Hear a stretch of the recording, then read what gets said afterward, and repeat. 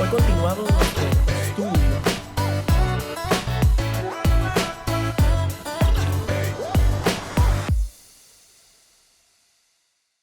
Continuamos en esta mañana nuestro estudio del Sermón del Monte. Terminamos las bienaventuranzas la semana anterior. Hoy vamos a considerar los siguientes 4 versos. Y dijimos que las bienaventuranzas son un retrato del cristiano. Esto es muy importante, que todo lo que va a venir de ahora en adelante en nuestro estudio tenemos que tenerlo presente con respecto a las cosas que hemos venido estudiando. O sea que las bienaventuranzas como carácter del cristiano, vimos estas bienaventuranzas en detalle por las semanas anteriores y hoy nos vamos a enfocar en la función y el propósito del creyente en el mundo. La función y el propósito del creyente en el mundo. Vamos a leer nuestro pasaje de hoy, que lo encontramos en Mateo capítulo 5, versos 13 al 16. Mateo capítulo 5, versos 13 al 16. Vamos por favor a ponernos de pie para leer la palabra de Dios. Dice el Señor: ustedes son la sal de la tierra, pero si la sal se ha vuelto insípida, ¿con qué se hará salada otra vez? Ya no sirve para nada, sino para ser echada fuera y pisoteada por los hombres. Ustedes son la luz del mundo. Una ciudad situada sobre un monte no se puede ocultar, ni se enciende una lámpara y se pone debajo de una vasija, sino sobre el candelero, y alumbra a todos los que están en la casa. Así brille la luz de ustedes delante de los hombres, para que vean sus buenas acciones y glorifiquen a su Padre que está en los cielos. Pueden tomar asiento, por favor. Mateo 5, versos 13 al 16. Una de las cosas que aprendimos durante las semanas anteriores en las bienaventuranzas es que todas ellas son producto del trabajo de Dios en nosotros. Ninguna de ellas es producto de nuestra propia naturaleza, de que somos en esencia capaces de vivir de esa forma. Eso lo tenemos claro. O sea, no podemos vivir las bienaventuranzas aparte de Cristo. Es imposible para el hombre natural tener el carácter presentado en las bienaventuranzas. ¿Por qué? Pues por el simple hecho de que ese carácter es obra de Dios. Eso es muy importante que lo tengamos claro. Ahora bien, una vez el ser humano cree en Cristo y recibe esta nueva naturaleza a través de la fe, adquiere una responsabilidad: ser sal y ser luz en el mundo. A medida que nuestro carácter se va conformando más y más según el carácter de Cristo, en otras palabras, a medida que somos más y más como Jesús, esa es la idea de la vida cristiana, ser cada vez más como el Señor, nuestra influencia en el mundo ha de ser mayor. ¿Por qué? Porque el cristiano es un agente de cambio. El cristiano es un instrumento de Dios para influir positivamente en un mundo caído. En nuestro pasaje de hoy, el Señor Jesús compara la influencia que el creyente ha de tener en el mundo con la sal y con la luz, que son 2 elementos que generan cambio en cualquier cosa que tiene contacto con ellos. Hablemos de la sal. Tiene 2 usos muy importantes. Tendrá más, pero 2 muy importantes. El obvio, sirve para dar sabor a los alimentos, pero también es un antiséptico natural. La luz, ¿qué hace la luz? Bueno, revela lo que está escondido por la oscuridad. Eso es lo que hace la luz. Usted prende la luz en un cuarto oscuro y todo cambia cuando se enciende esa luz. El creyente está llamado a ser sal y luz en el mundo. Ahora bien, este llamado de Cristo implica 2 cosas con respecto al mundo. Si el Señor nos dice, tenemos que ser sal y luz en el mundo, implica 2 cosas con respecto al mundo, y eso me lleva al primer punto de este mensaje. 2 realidades con respecto al mundo. Punto número 1, ahí están las 2 realidades. El mundo está en un proceso de degradación. Esa es la primera realidad. Y el mundo es un lugar oscuro. El mundo está en un proceso de degradación y el mundo es un lugar oscuro. El efecto purificador de la sal y el efecto revelador de la luz son beneficios que la vida del creyente genuino en Cristo han de traer al mundo. A un mundo que día tras día se hunde más y más y más en las profundidades del pecado. Hermanos, es claro que este mundo sufre un proceso de descomposición. Esa idea, yo no sé si usted ha escuchado, hay gente que dice que el mundo cada vez es mejor. Realmente no es cierto, hermano. O sea, depende de cómo miremos el mundo. Si el criterio para evaluar el mundo son los avances tecnológicos, si el criterio para evaluar el mundo son los avances médicos y el conocimiento del cosmos, por ejemplo, por nombrar algunas pocas cosas, obviamente el mundo ha mejorado, ¿de acuerdo? Enfermedades que antes eran una sentencia de muerte, hoy son tratadas con éxito. Cirugías, como el trasplante de cara, no sé si usted sabe, pero hoy por hoy se trasplanta la cara. Hay personas que han tenido accidentes o quemaduras de cara y les ponen la cara de otra persona, el tejido de otra persona. Ese tipo de cirugías, cirugías de corazón, cirugías de pulmón, cirugías de trasplante de hígado. Esos son procedimientos que hace 100 años eran inimaginables. Hablemos de las videollamadas. Usted coge su teléfono y puede llamar a una persona y verla en vivo y en directo en cualquier lado del mundo. La primera videollamada se dio en el año 1970 y hasta ese momento era algo que uno veía, esas eran las películas. Nosotros, ¿cierto, Oscar? Los niños, ¿te acuerdas? Uno veía que veía videollamada que en el reloj. Buck Rogers, no sé si se acuerdan de Buck Rogers. Astronauta. Hoy por hoy tenemos astronautas viviendo 6 meses del año en el espacio, en la Estación Espacial Internacional. Eso solo era posible en la imaginación.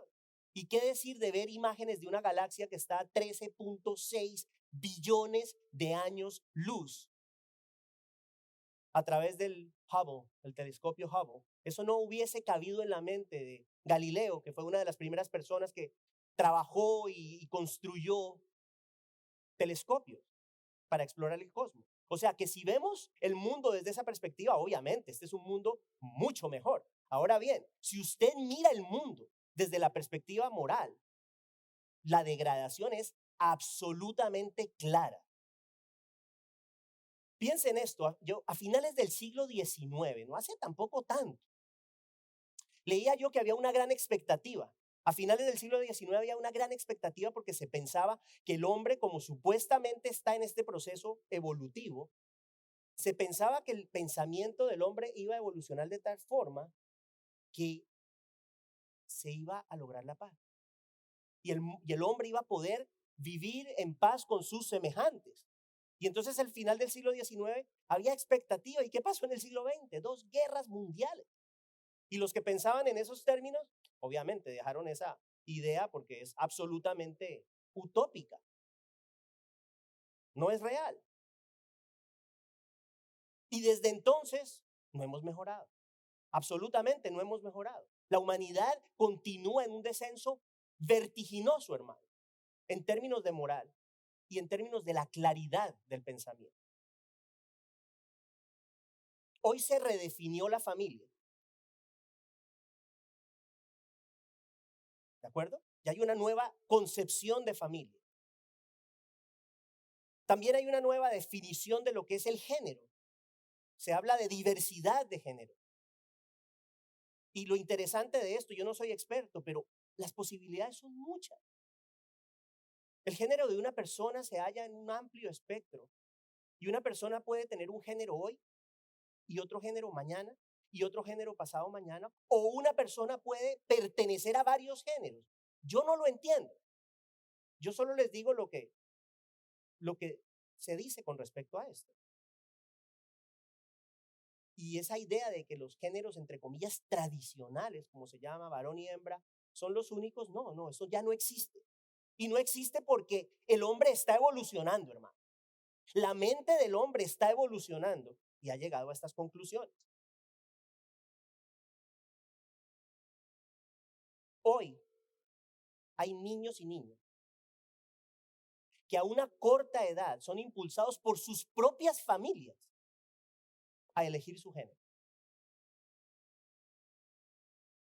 En lugar de reafirmar la naturaleza de varón o de hembra, los padres muchas veces prefieren, y esto es una realidad, con niños, ir al médico hacerles una cirugía de cambio de sexo o darles hormonas.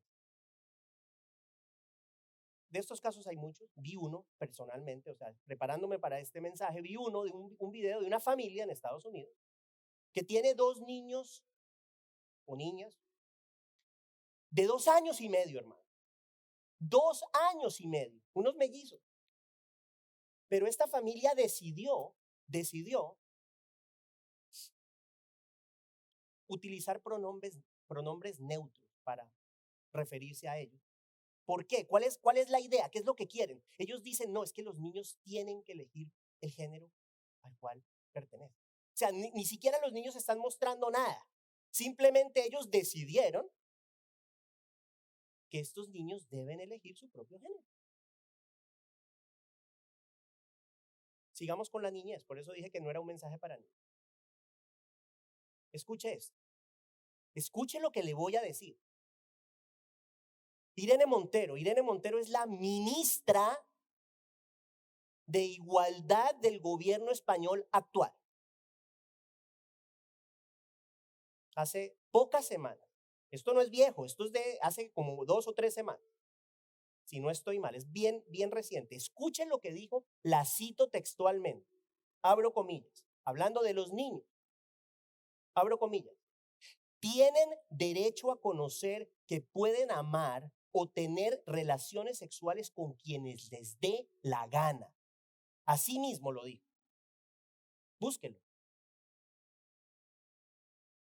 Y para terminar de completar, en este mes, el mes que acabó de pasar, el mes de septiembre, el gobernador de California, Gavin Newsom,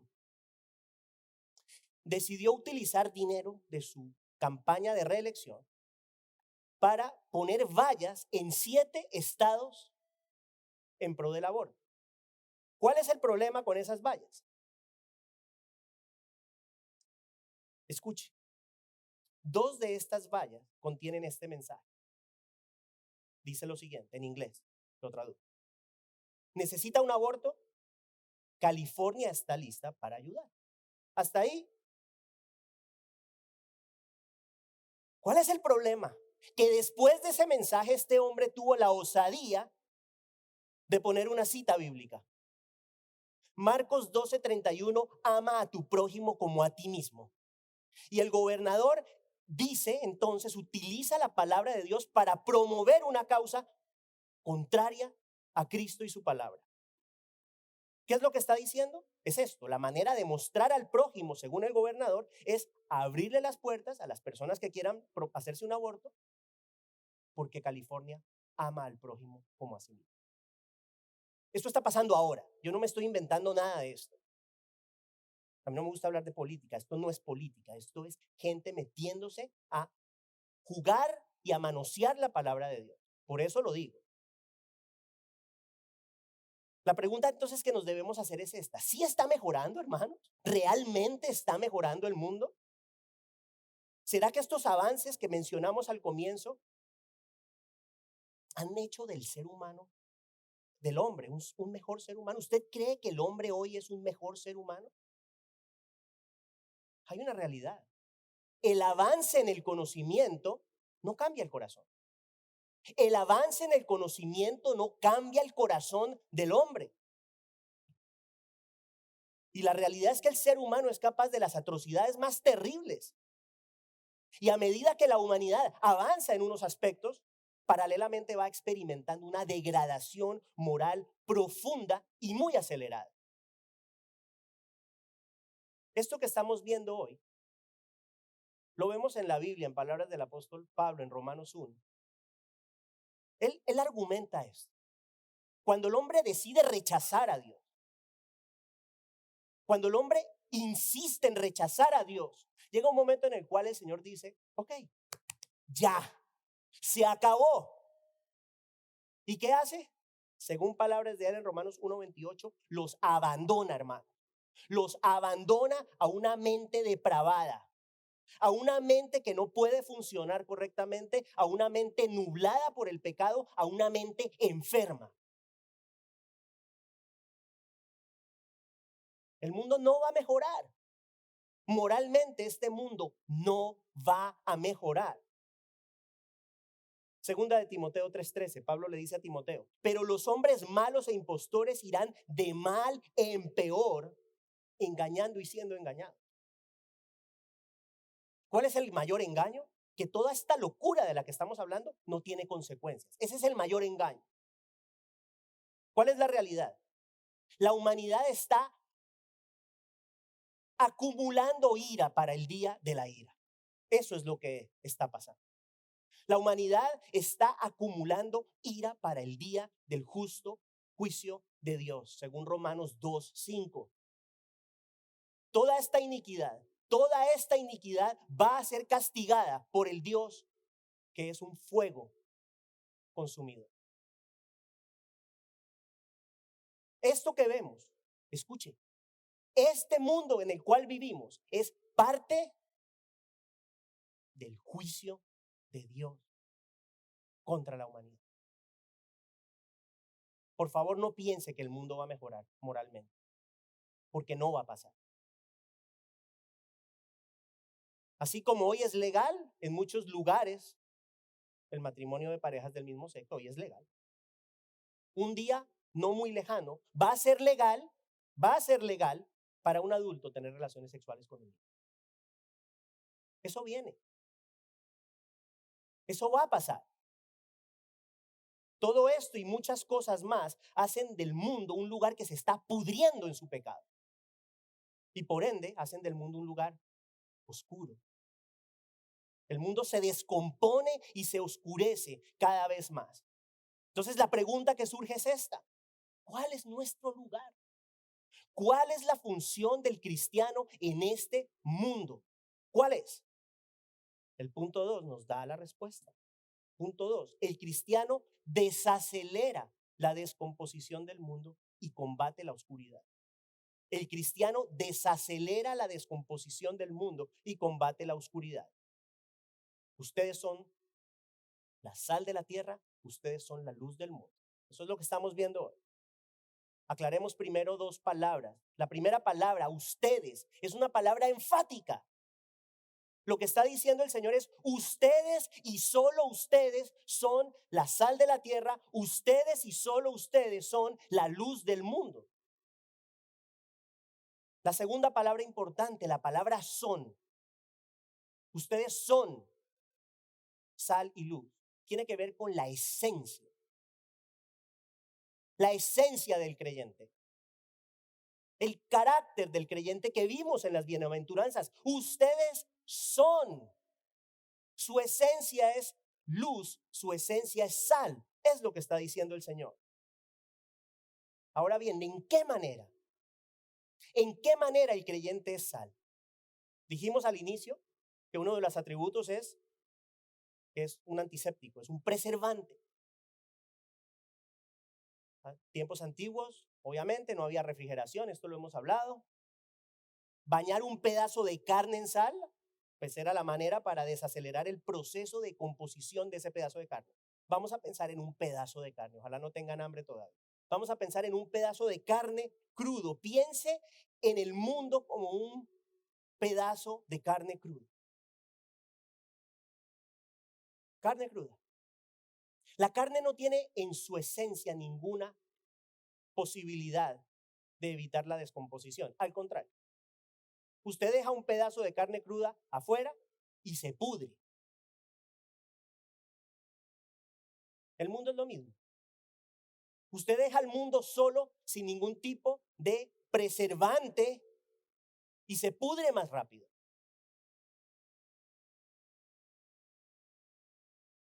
Así como la carne necesita un agente externo para ser preservada, para desacelerar ese inevitable proceso de descomposición, porque el proceso es inevitable. Tarde o temprano se descompone, lo que pasa es que se demora un poco más. Lo mismo con el mundo y el creyente. El creyente está en este mundo para desacelerar ese proceso. Para desacelerar ese proceso, para que esa degradación inevitable sea un poquito más lenta. ¿Cómo? Mostrando principios antagónicos a los principios del mundo. ¿Sí? ¿Cuándo somos sal? Somos sal cuando decidimos valorar y proteger esas vidas que el mundo desprecia dentro del vientre de una madre. Somos sal cuando en un mundo que redefine la familia, nosotros decidimos ocupar el lugar del padre, de la madre, de los hijos dentro del hogar. Somos sal cuando en lugar de dar a nuestros hijos la opción de definir su sexo, los reafirmamos con amor en la realidad de su sexualidad. La realidad que Dios mismo ha instituido, varón y hembra los creó. No hay más. Somos sal cuando guardamos el corazón de nuestros hijos, sin exponerlos a la perversidad, cuidando su inocencia, para que nunca jamás les sea normal pensar que pueden tener relaciones sexuales con quien les dé la gana, incluyendo adultos. Somos sal cuando viviendo de esta manera ejercemos una influencia que, si bien no va a detener el proceso, porque no lo vamos a detener, sí puede quitarle algo de velocidad. Y esto hemos hablado un poquito, no sé si a usted le ha pasado, seguro que sí. De repente usted está en un lugar y hay alguien hablando palabras vulgares, groserías, pero llega usted, de pronto entra Sara, y todo el mundo se calla. Se calla porque ahí llegó la cristiana. Sí, en ese aspecto hay un efecto purificador. De repente hay un grupo de chismosos hablando mal de alguien, llega Oscar y no, callémonos porque ahí llegó el cristiano. O sea que hay un efecto purificador. La gente cambia en alguna medida su manera de actuar porque el creyente está presente. A veces lo usan de burla, yo lo sé. Yo le aseguro a usted que hay muchas personas que a usted lo conocen que no se atreven a contarle los chistes sucios que le cuentan a otras personas. Solo por el hecho de que usted es creyente. O sea que en ese sentido, en algo muy simple, ejercemos cierta influencia positiva, ¿sí? Eso es parte del efecto purificador del creyente. Unos ejemplos simplemente. Ahora, lo voy a poner a pensar. Por favor, escuche lo que le voy a decir. Ya dijimos, el mundo está bastante mal, ¿de acuerdo? Si el mundo es como es, habiendo creyentes en el mundo, ¿usted se imagina si no hubiera o cuando no haya, pastor? Si no hubiera o cuando no haya. Piensa en esto. El creyente genuino tiene a quién habitando dentro de sí. ¿A quién? Al Espíritu Santo. Paolita desayunó bien y se está despierta. El creyente tiene al Espíritu Santo de Dios viviendo dentro de sí. Hay una influencia del Espíritu Santo en el mundo por causa nuestra. ¿Qué va a pasar el día que la iglesia sea arrebatada y no haya más de Dios en este mundo? Hermanos, este mundo, y lo dice Apocalipsis en la época de la tribulación y la gran tribulación especialmente, este mundo va a ser lo más parecido al infierno. Porque usted imagínese al ser humano totalmente libre de actuar como le dé la gana, sin ninguna restricción. La perversidad de su naturaleza va a potencializarse. Y las cosas que va a hacer no nos caben a nosotros ni siquiera en la mente en este momento. No nos caben en la mente las atrocidades que este mundo va a realizar en el futuro. Las cosas que van a llevarse a cabo. Pero mientras estamos acá, hay un mandato. ¿Cuál es el mandato? Sean sal, sean luz. Ese es el mandato, no es una opción. Sean sal. Ustedes son la sal, ustedes son la luz del mundo.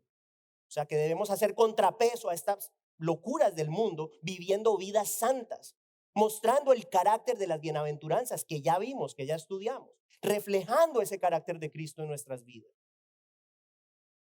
¿Por qué la vida del cristiano es sal? Pues porque es diferente. ¿Estamos de acuerdo que para ejercer influencia hay que ser diferente? Usted no puede influir en alguien que es idéntico a usted.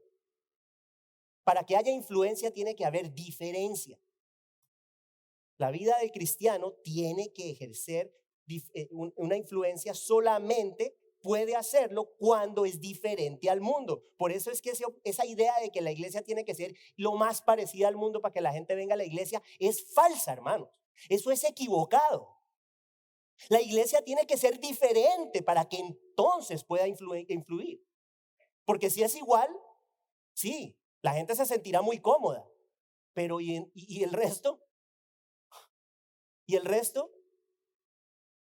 Si queremos ser sal, tenemos que ser diferentes. Eso está claro. Tenemos que ser diferentes, tenemos que actuar como lo que somos, nuevas criaturas en Cristo. Entonces empiezo con mis preguntas semanales. Sí que pregunto, ¿no?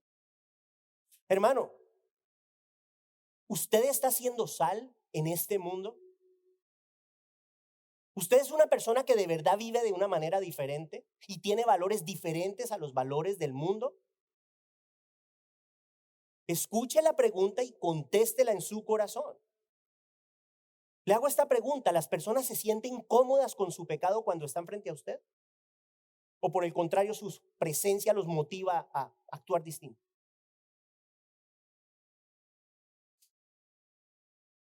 ¿Cuál es otra propiedad de la sal? Dar sabor, dijimos, ¿no? El dar sabor. La vida es insípida para la mayoría de la gente. Por eso es que la gente busca el sabor de la vida en todo menos en Cristo, ¿sí? En todo. En el dinero, en el éxito, en la fama, en todas las cosas, en las posesiones, porque están, o sea, no tiene sabor la vida para ellos. ¿De acuerdo? El creyente, ¿en quién encuentra el sabor de la vida? En Cristo. Y el propósito de nuestra existencia es Cristo. Y yo no sé para usted, pero podremos tener problemas, pero la vida no es insípida. Para el creyente genuino, por más que tenga situaciones difíciles, la vida no es insípida. El creyente, la persona que ama a Cristo, ve la belleza de la vida en muchas formas. No es insípida. Y esa actitud debe tener un efecto en la gente que nos rodea. ¿Sí? Estamos llamados a traer sabor a la vida de otros, por ponerlo de alguna manera. ¿Cómo? A través de nuestro ejemplo de vida. Nuestro ejemplo de vida le muestra a la gente que sí hay otra manera de vivir. Sí hay otra forma de vivir. Claro que sí. Y por eso es que en medio de la aflicción, alguien ve la aflicción en usted y esa persona seguramente se preguntará: ¿cómo es posible que esta persona con todos los problemas que tiene pueda sonreír, por ejemplo? ¿O cómo es posible que esta persona, llevando tanto tiempo con su esposo o su esposa, esté feliz con su pareja? ¿O cómo es posible que esta persona, teniendo necesidad, se ocupe de las necesidades de otros? Todas esas cosas llaman la atención de la gente. Tenemos sustancia, debemos tener sustancia, gozo. Y esos atributos se pueden manifestar solamente si vivimos en pureza. Ahora bien, en el verso 13 de nuestro pasaje, el Señor hace una advertencia muy importante. ¿Qué dice? Si la sal se hace insípida, ya no sirve para nada. ¿Sí? O sea, la sal sirve mientras tiene sus propiedades. Entonces, esto es interesante. O sea, no, acuérdese, hay que pensar en el contexto en el cual el Señor Jesús dice todas estas cosas. Entonces, en Israel, en las inmediaciones del mar Muerto, esa sal que se saca de allí está contaminada por mineral. O sea, no es una sal pura. Entonces leía yo que puede tener dos efectos: o es muy fuerte o no sabe a mayor cosa, es muy insípida. ¿Sí? ¿Cuál es la idea? Que de igual manera nosotros como creyentes, si tenemos esa influencia del pecado, esa contaminación del pecado, no vamos a poder influir positivamente en el mundo que nos rodea. Vamos a perder efectividad. ¿Usted quiere ser efectivo? Cuide su corazón. ¿Usted quiere ser efectivo, ser buena luz, buena sal? Cuide su corazón. Apártese del pecado, es lo que básicamente el Señor nos quiere decir con respecto a esto. Ahora bien, otra posibilidad. Puede haber una persona que se llama cristiana, pero no es un agente de cambio en ninguna medida, hermano. En ninguna medida. Sí, yo soy cristiano, pero no soy ningún tipo de sal para nada, o sea, no tengo ningún efecto en el mundo. Hermanos, podemos aseverar que esa persona no es un creyente genuino en Cristo. Porque el creyente es un agente de cambio. De acuerdo, unas personas más que otras, está bien. Pero todos generamos algún tipo de influencia en el mundo, positivo, los creyentes. ¿Qué tipo de sal es usted? ¿Qué tipo de sal soy yo? ¿Qué tipo de sal somos? como individuos y como iglesia hispana Wayside. ¿Somos una sal pura que mantiene su capacidad de preservar y de dar sabor? ¿O quizás una sal insípida por efecto de la contaminación del pecado? Pregunta importante para su corazón y para mi corazón. ¿Qué influencia tengo en el mundo que me rodea? Hágase esa pregunta, hermano, de verdad. No es para que se sienta mal. Es para que usted evalúe un poco su vida. ¿Qué influencia tengo en este mundo? ¿Este mundo es en alguna medida algo mejor por causa nuestra? Es una buena pregunta. ¿Tengo una influencia positiva en la vida de alguien? O sea, me llamo creyente, sí, gloria a Dios, Cristo, Cristo, Cristo, muy bien, pero ¿se manifiestan las bienaventuranzas en alguna medida en mi vida que tiene una influencia en la vida de otras personas? Esa es una pregunta muy importante, muy importante. No podemos jugar con el pecado, hermano, si queremos ser sal de la tierra. Ahora, dijimos anteriormente que la descomposición moral del mundo es producto del abandono de Dios. Eso es muy fuerte. Producto del abandono de Dios, el Señor entrega al hombre a una mente depravada, como ya lo dijimos, como consecuencia de ese necio rechazo. El hombre rechaza a Dios, la mente del mundo por efecto de eso es perversa y lo va a hacer cada vez más. Ahora, comparemos la mente del hombre natural con la mente del creyente. ¿Qué dice la Biblia con respecto a nuestra mente? Que se va renovando, dice Pablo, se va renovando progresivamente, ¿sí? Y aumenta nuestra capacidad de identificar la perfecta voluntad de Dios. Todo lo que es, según Pablo, bueno, aceptable y perfecto. Eso es Romanos 12:2. También dice la palabra de Dios que nosotros tenemos la mente ¿de quién? De Cristo, ¿se imagina? La mente de Cristo, una mente diferente, o sea que debe haber una diferencia abismal entre la mente del creyente y la mente del hombre natural. Si nosotros nos encontramos pensando las mismas cosas y actuando de la misma manera, hay algo mal. No nos podemos confundir ni engañar, hay algo mal. Yo de verdad les pido al Señor y espero en mi corazón que las cosas que hablamos ahorita sean una insensatez para usted, las locuras de las que hablamos ahorita, porque son verdades en nuestro día, se enseñan como verdad, como verdad. Brevemente, se tomó como verdad que venimos del mono. Eso se tomó como una verdad, es una verdad hoy. Ahora bien, esa muy evolucionadamente, ¿a qué llevó? A la conclusión de que existen diversos géneros. Y como parte de ese gran progreso en el pensamiento humano, es esta identificación de, entre comillas, derechos, pues parece que pronto vamos a llegar a lo que les acabo de decir con respecto al derecho, entre comillas, que los niños han de tener relaciones con adultos o con quien quiera. Yo espero que para nosotros todo esto sea aterrador. Aterrador. Espero. Seguimos con el texto. ¿Qué dice el Señor? Ustedes son la luz del mundo. Luz del mundo. Estas palabras hacen eco de lo dicho por el Señor Jesús en Juan 8:12. ¿Qué dijo él? Yo soy la luz del mundo. Él dice, yo soy la luz del mundo y luego dice, ustedes son la luz del mundo. ¿Cómo entendemos eso? Bueno, hay una analogía muy sencilla, muy simple. Piensen en Jesús como el sol y usted como la luna. Él es la fuente de luz y nosotros reflejamos su luz. Él es la luz del mundo. Y por nuestra asociación con Cristo, entonces nosotros reflejamos la luz de Cristo. Y en ese sentido somos la luz del mundo también. ¿Sí? Recuerde lo que hemos hablado otras veces. Ya dice Pablo, ya no vivo yo, mas Cristo vive en mí. O sea que Cristo viviendo en mí, obviamente reflejo la luz del Señor. Efesios 5:8.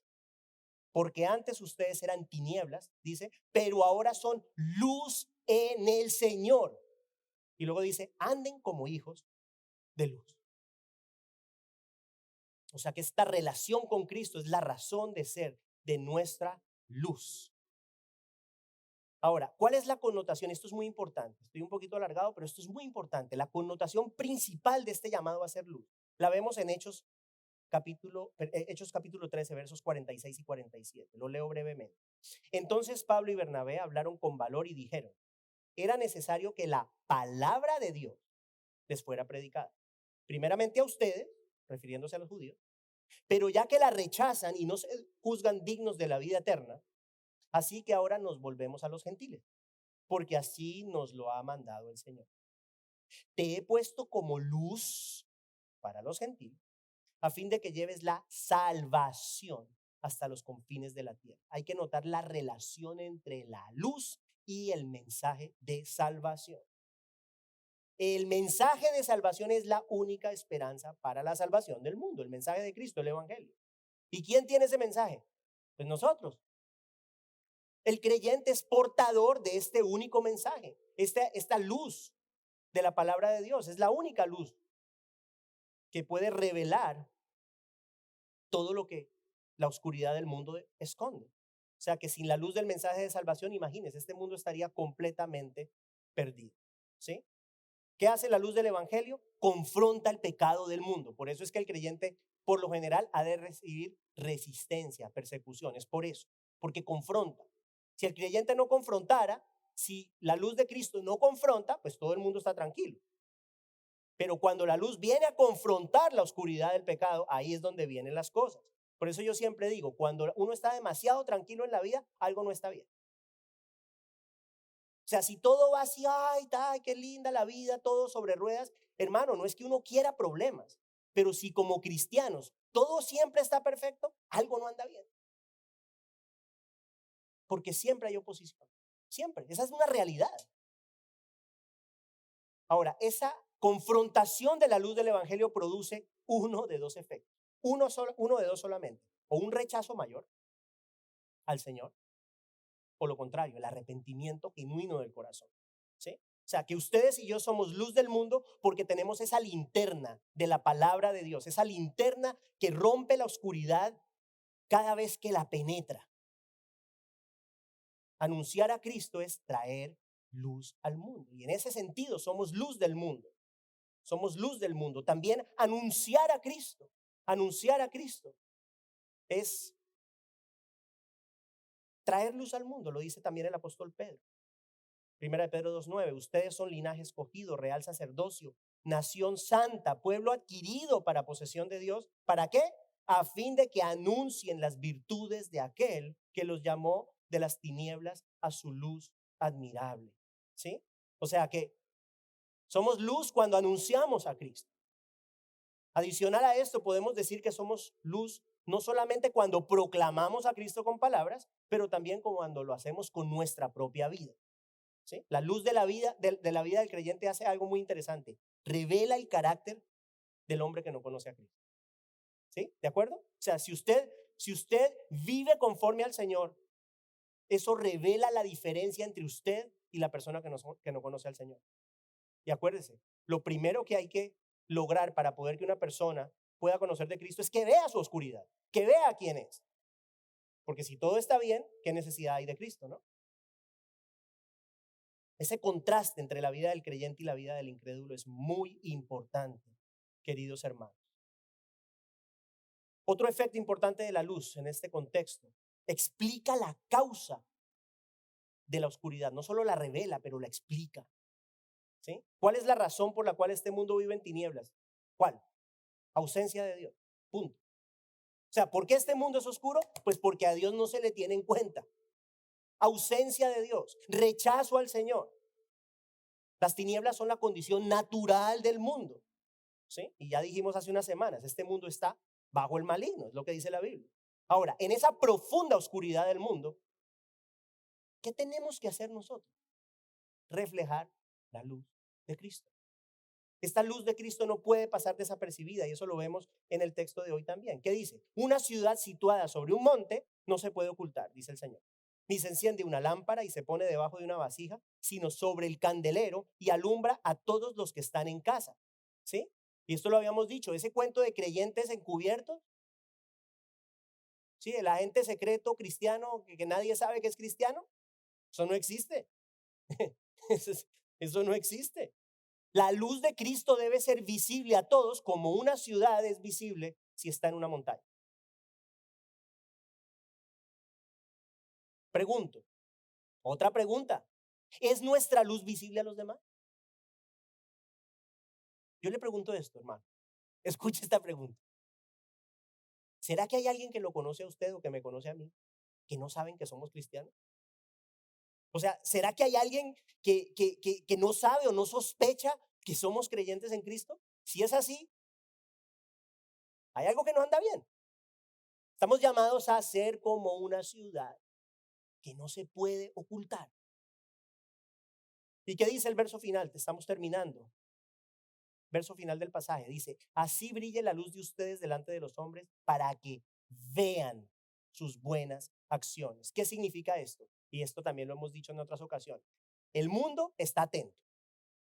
El mundo está atento a nosotros, créalo o no, para criticar o para lo que sea, pero el mundo está atento, ¿sí? La gente está pendiente, ¿sabe de qué? De ver si usted vive conforme a lo que dice creer. Eso es importante. Y yo le voy a decir esto: pocas cosas traen mayor reproche al nombre de Cristo que una vida inconsistente con la fe cristiana que profesa. Pocas cosas. Pero de la misma manera, una vida que refleja a Cristo trae gloria a Dios. Lo vimos en el texto. Así brilla la luz de ustedes delante de los hombres. ¿Para qué? Para que vean sus buenas acciones y glorifiquen a su Padre que está en los cielos. Ahí está. La vida del creyente no es para que la otra gente diga: uy, qué tipo tan santo, y uy, qué persona tan especial. No, no, no. La vida del creyente es para dar gloria a Dios. Y las buenas acciones, el buen carácter del creyente trae gloria a Dios. Y lo contrario, deshonra. O sea que ese es el propósito principal de nosotros, es reflejar la luz de Cristo en un mundo oscuro para traer gloria a Dios y de esta manera direccionar al mundo hacia Cristo, mostrándole el camino que lleva a la vida. Recuerda que es un camino bastante estrecho, bastante estrecho.